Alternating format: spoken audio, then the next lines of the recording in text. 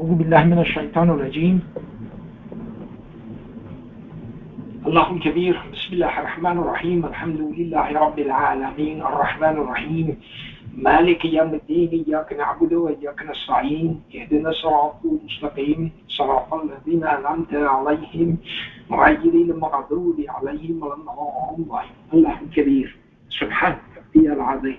الله الكبير الله الكبير سبحان ربي العظيم. الله الكبير الله الكبير سبحان ربي العظيم. الله الكبير الله الكبير.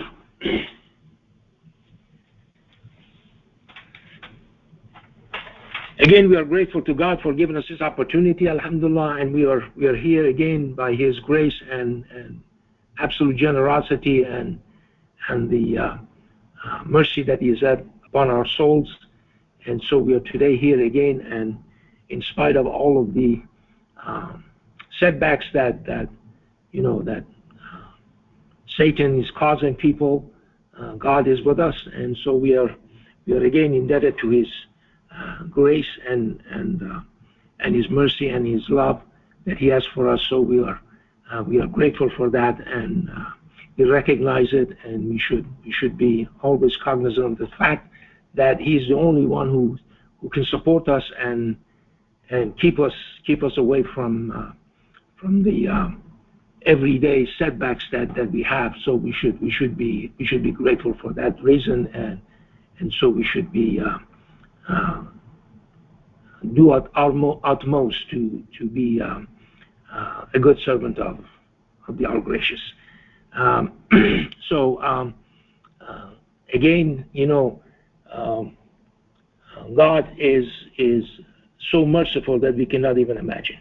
Okay, so we are in that situation right now that we are at awe with His generosity, with His grace, with His mercy, and everything that we see around us, and He has shown us His signs.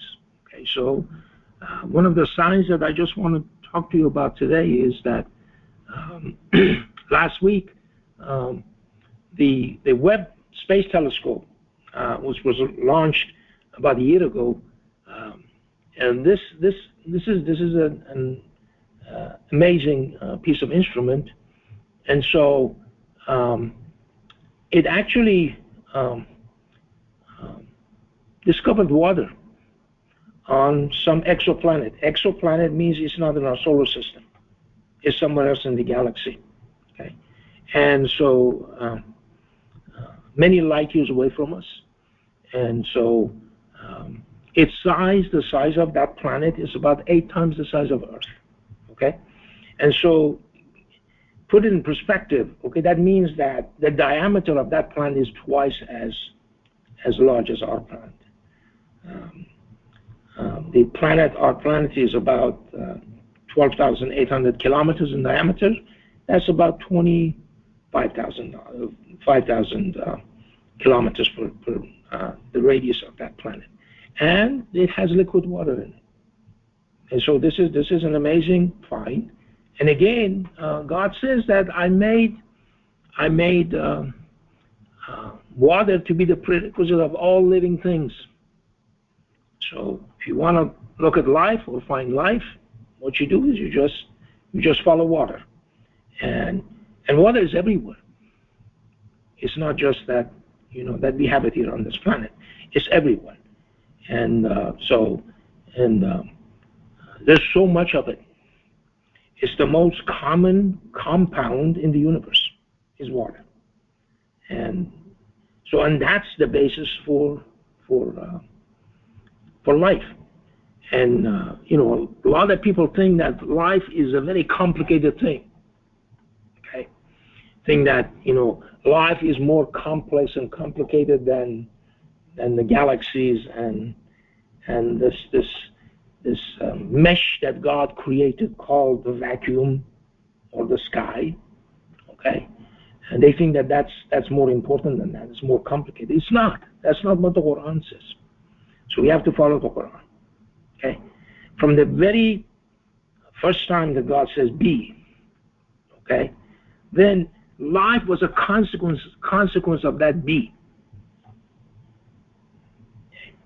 So all of those initial interactions, the genesis, if you will, okay, life was a final result of all of that.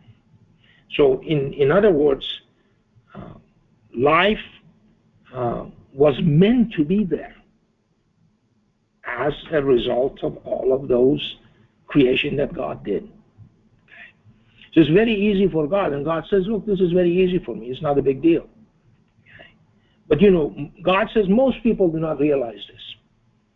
He says that indeed the creation of the vacuum and matter is more complex, more complicated than the creation of man. But most people do not know. Okay. So we think that somehow life is something which is very difficult for God. It's not. Okay, it's a very simple thing, very easy, and God can do it. God can reproduce it. God can regenerate it, and God can reproduce the tip of your fingers, which is unique to everybody, and no matter how many of us are there. Okay, and so God made us unique. So if you consider that maybe intelligent life exists everywhere. Okay. All of those guys, every individual is unique. It's not a clone. Okay. It's a unique individual. Has his or her own identity. And so I extended that and I said every object that God creates has its own identity. And it's unique. No two waves are alike in the ocean. No two sounds are alike anywhere in the universe. No view is alike and the same in the universe. Every one of them is unique, and God has created that. Okay, and that's the beauty of it. Okay. So if you look at it, you will have awe. Just think about it. If the sounds were repetitive, same thing over and over again, it would be torture, not be enjoyment. Okay. So last night you went to bed and woke up this morning, and tonight you're going to go to bed. 24 hours pass. In this 24 hours, okay, God says that He's expanding everything. So when you wake up in the morning, and you woke up in the morning yesterday, it's completely two different things. It's not the same. God is giving you a bigger universe. Okay? This so-called local group of galaxies has extended by about, I think, 5 or 6 or 7 times the distance from here to the moon. Okay? That's how much it expanded. It's a bigger place. And only God knows how much the universe has expanded.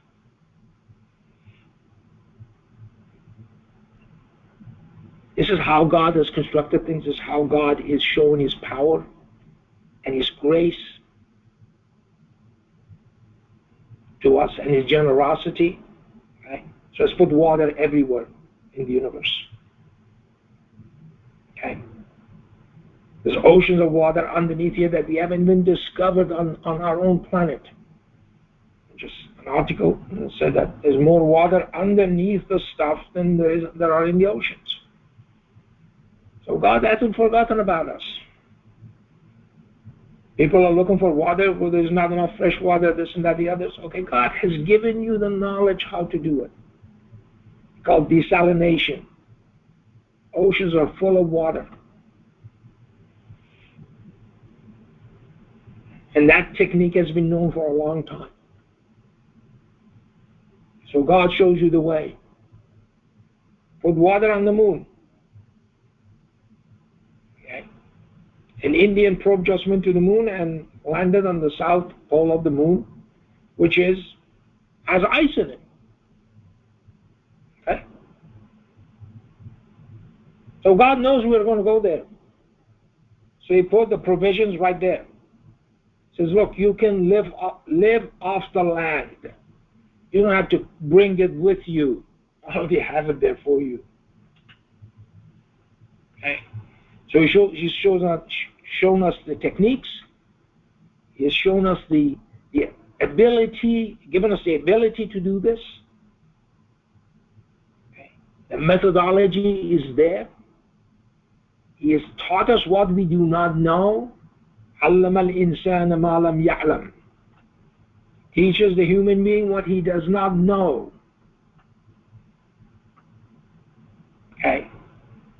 So today, as I said, should be grateful to God for expanding our knowledge, expanding our universe, put us in a new place in the universe that no one has been there before. Okay? It's a completely different place. It's not your father's universe. This is specifically for you today. And 100 years from now, it's for those people. So don't worry about what those people did in the past. They had a smaller universe. They had their own tests. They went through those tests. Some of them failed. Some of them passed. You and I and all of the people that live here today, we have our own tests. We have a bigger responsibility. That responsibility makes us actually either a better person or a worse person. If we go along with our responsibility towards God for what He has given us and be grateful to Him and worship Him alone, then we're okay. We do the opposite. Everything that He says, we keep arguing. Okay? We want. Why are you saying this? Basically, are you kidding us? Okay. We want to change the system. Then we are going to be the loser. Okay. Today, we are here by God's grace, and as I said, He's given us this setting and this situation that we are in, and so we should take advantage of it. This is a bigger place. This is a better place. No one has been here before.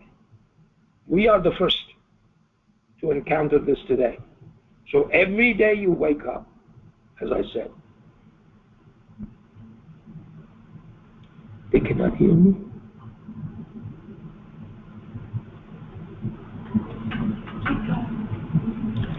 Anyway, so I'm sorry. We can hear you. Okay, very good. Okay. Okay, so think about it. Okay, and again, in the meantime, be grateful to God for giving us this opportunity. And again, we have to make sure that we respond in kind. Okay. If we do not fail this test that God has given us today, that we are going to be a better person today. Okay. Do good. Okay. And don't worry about the reward that you're going to immediately get from your friends or this and that, the others. Okay. The good deed that you do today is sufficient on its own. Okay? You don't have to tell anybody. God knows that. Okay? You do that altruistically. You don't want anything in return. Okay? Because as I said, that good deed that you do is sufficient to stand on its own. Okay? So that's the idea that we should have. That's called righteous deeds, leading a righteous life. Which without that, you're not a servant of God.